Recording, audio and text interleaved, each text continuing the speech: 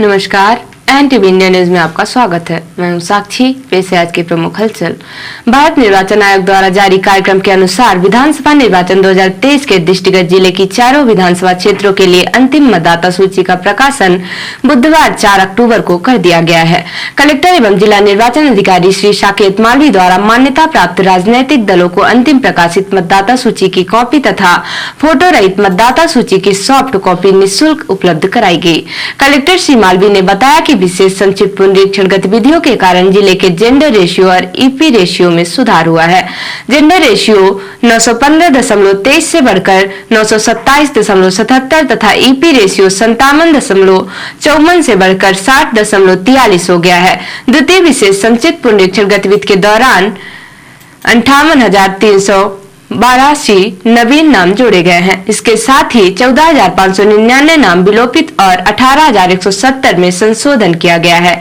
इस प्रकार जिले की चारों विधानसभा क्षेत्रों के 1,207 मतदान केंद्रों में कुल 10,26,142 मतदाता आगामी विधानसभा निर्वाचन में मतदान करेंगे, जिनमें 5,32,289 पुरुष मतदाता, 4,93,841 महिला मतदाता तथा 12 अन्य मतदाता हैं। द्वितीय संक्षिप्त पुनरीक्षण में विधानसभा चुरहट में 11,914 नाम जोड़े, 5,087 विलोपित तथा 7,121 संशोधित किए गए हैं। सीधी में 14,967 नाम जोड़े, 2,709 विलोपित तथा 2,711 संशोधित किए गए हैं। सिहावन में 13,844 नाम जोड़े, 3,092 विलोपित तथा 3,561 संशोधित किए गए हैं। धौहनी में 17,657 नाम जोड़े, 3,711 विलोपित तथा 4,777 संशोधित किए गए हैं। कलेक्टर श्री मालवी ने कहा कि निर्वाचन आयोग द्वारा चुनाव तिथियों की घोषणा के साथ आदर्श आचरण संहिता प्रभावशील हो जाएगी, जिसका पालन करना सभी के लिए अनिवार्य होगा। इस दौरान संपत्ति विरूपण अधिनियम तथा कोलाहल नियंत्रण अधिनियम के तहत सभी कार्यवाहियां प्रारंभ हो जाएंगी। FST, SST सहित अन्य निगरानी दलों द्वारा आयोग के निर्देशानुसार कार्यवाही प्रारंभ हो जाएगी। उन्होंने कहा कि इसके बाद किसी भी प्रकार के राजनीतिक कार्यक्रमों के आयोजन के लिए संबंधित RO से अनुमति लिया जाना अनिवार्य होगा। मुख्यमंत्री श्री शिवराज सिंह चौहान द्वारा मुख्यमंत्री लाडली बहना योजना के बुरहानपुर में आयोजित राज्य स्तरीय कार्यक्रम में प्रदेश की 1,31,00,000 से अधिक बहनों के खाते में सिंगल क्लिक से लाडली बहना योजना की मासिक किस्त 1,597 करोड़ रुपए की राशि उनके खाते में अंतरित की गई। मुख्यमंत्री लाडली बहना योजना के अंतर्गत सीधी जिले की 2,15,340 पात्र महिलाओं के खाते में प्रति महिला 1,250 रुपए के मान से 21,18,85,600 रुपए अंतरित की गई। जिले की सभी ग्राम पंचायतों तथा नगरीय निकायों के प्रत्येक वार्ड में हर्षोल्लासपूर्ण वातावरण में खुशियां मनाई गई। सभी ग्राम पंचायतों तथा नगरीय निकायों के प्रत्येक वार्ड में राज्य स्तरीय कार्यक्रम के सजीव प्रसारण दिखाने की व्यवस्था की गई थी। मानस भवन सीधी में आयोजित जिला स्तरीय कार्यक्रम को संबोधित करते हुए सांसद श्रीमती रीति पाठक ने कहा कि मुख्यमंत्री लाडली बहना योजना महिलाओं के आर्थिक सशक्तिकरण की दिशा में एक मील का पत्थर साबित हो रही है। प्रत्येक माह एक निश्चित राशि मिलने से बहनों के आत्मविश्वास में वृद्धि हुई है। जिला कार्यक्रम अधिकारी महिला एवं बाल विकास अवधेश सिंह ने बताया कि मुख्यमंत्री लाडली बहना योजना के अंतर्गत जनपद पंचायत कुसमी में 17,843 महिलाओं, जनपद पंचायत मझौली में 30,137, जनपद पंचायत रामपुर नैकिन में 45,439, जनपद पंचायत सीधी में 56,025 तथा जनपद पंचायत सिहावल में 52,770 महिलाओं के खाते में 1,250 रुपए के मान से राशि अंतरित की गई। कार्यक्रम में जिला पंचायत अध्यक्ष मंजू सिंह, कलेक्टर साकेत मालवी, मुख्य कार्यपालन अधिकारी जिला पंचायत राहुल धोटे, गणमान्य नागरिकों तथा लाडली बहना द्वारा सहभागिता की गई। शहर की स्वच्छता के संबंध में चर्चा एवं सुझाव के लिए मुख्य नगर पालिका अधिकारी नगर पालिका परिषद सीधी मिनी अग्रवाल ने पत्रकार वार्ता बुलाई और पत्रकारों से शहर की स्वच्छता के संबंध में चर्चा करते हुए पत्रकारों से सुझाव देने को कहा, जिस पर पत्रकारों ने सोनांचल बस स्टैंड को चौपाटी बनाए जाने, पालिका बाजार में ठेले के माध्यम से अतिक्रमण किए जाने, नगर पालिका की दुकानों के बाहर सामान लगाकर अतिक्रमण करने की समस्या को शहर के विकास और सुंदरता में बाधक बताया।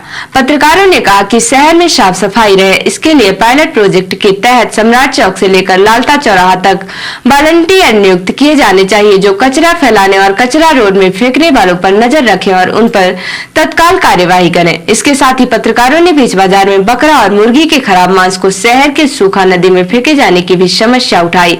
पत्रकारों में शहर में यूरिन टॉयलेट न होने और जहां पर है वहां पर हो रही गंदगी की भी समस्या उठाई, जिस पर सीएमओ मिनी अग्रवाल ने कहा कि हम इस पर एक्शन पर प्लान बनाकर कार्यवाही करेंगे। इसके साथ उन्होंने कहा कि अब हम लोगों के ऊपर चालानी कार्यवाही की भी शुरुआत करने जा रहे हैं। पत्रकार वार्ता के बाद एनटीवी इंडिया न्यूज ने पुराना बस स्टैंड चौपाटी पालिका बाजार के अतिक्रमण की समस्या उठाई, जिस पर उन्होंने कहा कि हम कोई क्रांतिकारी कदम नहीं उठाएंगे, लेकिन व्यवस्था को बेहतर बनाने की कोशिश करेंगे।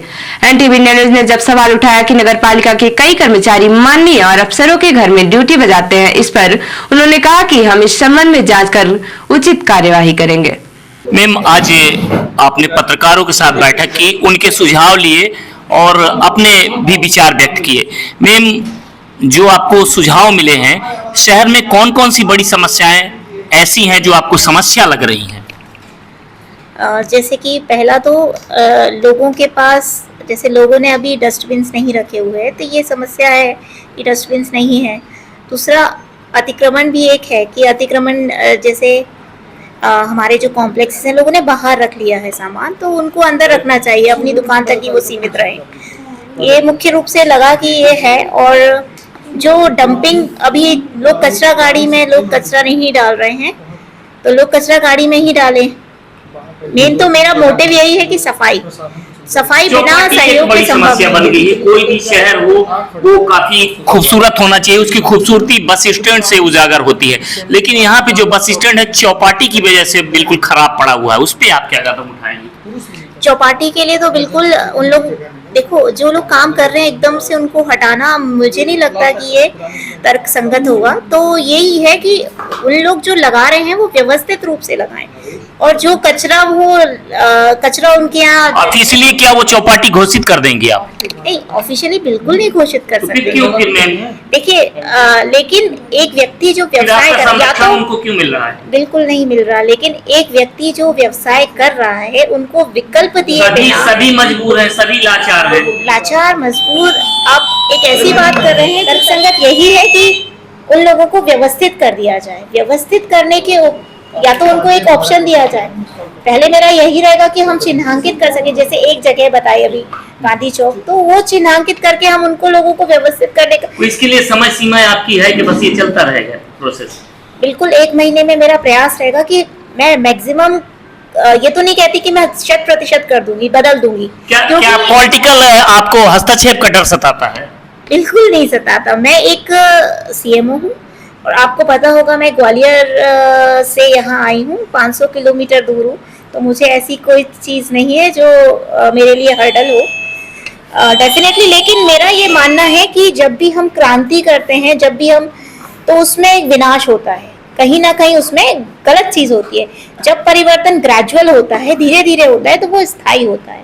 तो मुझे क्रांति बिल्कुल नहीं करनी है।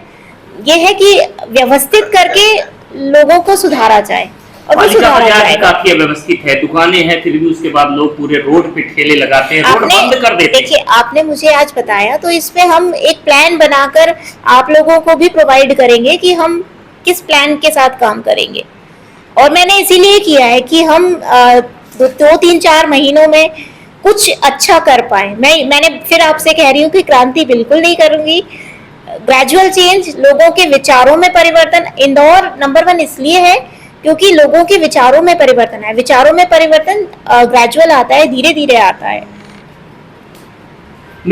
एक बात सामने निकल कर आ रही है, ये लोग बहुत सी बातें करते हैं कि आपके बहुत से कर्मचारी को दुरुपयोग हो रहा है, वो माननीयों के या फिर अफसरों के बंगले पे ड्यूटी बजा। अभी आपने मेरे संज्ञान में लाया है, यदि ऐसा है तो बिल्कुल हम कोशिश करेंगे। आचार संहिता लगने वाली है, ऐसे में अगर उनकी फोटो वायरल होगी बंगलों में काम करते हुए, घरों में काम करते हुए, देखिए अभी संज्ञान में आया है और बिल्कुल इसमें यथोचित कार्रवाई करेंगे। भारतीय जनता पार्टी सीधी विधानसभा क्षेत्र के विधायक पंडित केदारनाथ शुक्ला अपनी पार्टी द्वारा उनका टिकट काट दिए जाने से काफी नाराज हैं और उन्होंने 2 अक्टूबर को अपने समर्थकों की और उन्होंने 2 अक्टूबर को अपने समर्थकों की बुलाई गई सभा में ऐलान किया था कि पार्टी ने उनके साथ अन्याय किया है। इसके विरोध में अब वह न्याय यात्रा निकालेंगे और लोगों के घर घर जाकर उनसे न्याय मांगेंगे। उसी कड़ी में 4 अक्टूबर को पंडित केदारनाथ शुक्ला ने सीधी विधानसभा क्षेत्र के ग्राम पंचायत पड़कुड़ी 2 हरिजन बस्ती आमजनों के बीच में पहुंचकर उनके सामने अपने साथ हुए अन्याय की बात को रखा और उनके साथ देने को कहा। पंडित केदारनाथ शुक्ला ने कहा कि आने वाले विधानसभा चुनाव में जनता को उनके साथ खड़ा होना है और अन्याय का जवाब देना है। सीधी विधानसभा क्षेत्र 77 से भाजपा की घोषित उम्मीदवार व सांसद श्रीमती रीति पाठक ने विगत दिनों मौहार में स्वामी नीलकंठ महादेव बढ़ौरा मंदिर, फूलमती मंदिर, गणेश मंदिर व हनुमान मंदिर में दर्शन कर जनसंपर्क का आगाज किया। इसी तारतम्य में 4 अक्टूबर बुधवार को प्रातः सांसद श्रीमती पाठक ने मैहर में मां शारदा के दर्शन करने के पश्चात ग्राम चौपाल में सीधी विधानसभा क्षेत्र के प्रथम विधायक स्वर्गीय श्री दाढ़ी सिंह की प्रतिमा पर माल्यार्पण कर उन्हें नमन किया। तत्पश्चात ग्राम पंचायत सरेठी, भगोहर, पडरी व बरम बाबा में जनसंपर्क किया तथा गांधी ग्राम में स्वतंत्रता संग्राम सेनानी स्वर्गीय श्री बंका बैगा जी के प्रतिमा पर माल्यार्पण कर नमन किया। उक्त कार्यक्रमों के ग्राम सरेठी व भगोहर में जनजातीय समुदाय के महिला व पुरुषों ने स्थानीय व पारंपरिक नृत्य करके सांसद श्रीमती रीति पाठक, जिलाध्यक्ष श्री देव कुमार सिंह चौहान, प्रदेश कार्य समिति सदस्य श्री के तिवारी का अभिनंदन किया और भाजपा द्वारा श्रीमती पाठक को प्रत्याशी बनाए जाने पर प्रसन्नता जाहिर की। सांसद के जनसंपर्क के दौरान भारी हुजूम देखने को मिला। मझौली उपखंड के ग्राम मूसामोड़ी में टोको रोको ठोको क्रांतिकारी मोर्चा की अगुवाई में फर्जी भूमि अधिग्रहण को निरस्त करने, अपने जमीन का मालिकाना हक वापस पाने, किसानों के खाते में किसानों की सहमत के बिना जमा की गई मुआवजा राशि वापस किए जाने, वन अधिकार का पट्टा पाने, संजय टाइगर में मनमानी विस्थापन पर रोक लगाने एवं टाइगर रिजर्व क्षेत्र के ग्रामीणों को मूलभूत सुविधा उपलब्ध कराने, गुलाब सागर बांध से डूब प्रभावित आदिवासी किसानों की परिसंपत्तियों का मुआवजा देने के लिए आदिवासी किसान ग्राम मूसामोड़ी में 18 सितंबर से अनिश्चितकालीन भूख हड़ताल कर रहे हैं। आज 4 अक्टूबर 2023 को भूख हड़ताल 17वें दिन भी जारी रही। 17वें दिन जय सिंह गोड़ और नंदलाल सिंह गोड़ को अधिग्रहित भूमि की मिट्टी का तिलक लगाकर भूतपूर्व सरपंच सुरेश केवट के द्वारा अनशन पर बैठाया गया। और अब पेश है प्रादेशिक हलचल। शिवराज ने लाडली बहनों के खातों में डाले 1250 रुपए, कहा पुलिस में 35% भर्ती बेटियों की करूंगा, वो गुंडों का मुकाबला करेंगी। एमपी में 22.36 लाख युवा पहली बार डालेंगे वोट। 29 सीटों पर पुरुषों से ज्यादा महिला वोटर। सतना में 3 मंजिला इमारत गिरी, 1 की मौत। पुराने पिलर दीवार तोड़ते वक्त हुआ हादसा। और सीएम ने बुधनी में पूछा चुनाव लड़ूं या नहीं। शिवराज ने पहले कहा था मैं चला जाऊंगा तब याद आऊंगा तुम्हें। और अब पेश है राष्ट्रीय हलचल। आप सांसद संजय सिंह गिरफ्तार। दिल्ली आबकारी केस में ईडी ने 10 घंटे छापेमारी की। इसी केस में मनीष सिसोदिया जेल में है।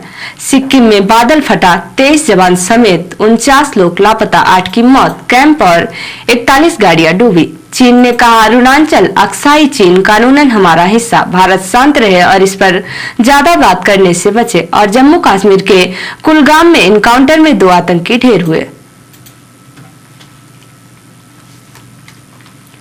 तो ये थी आज की प्रमुख हलचल।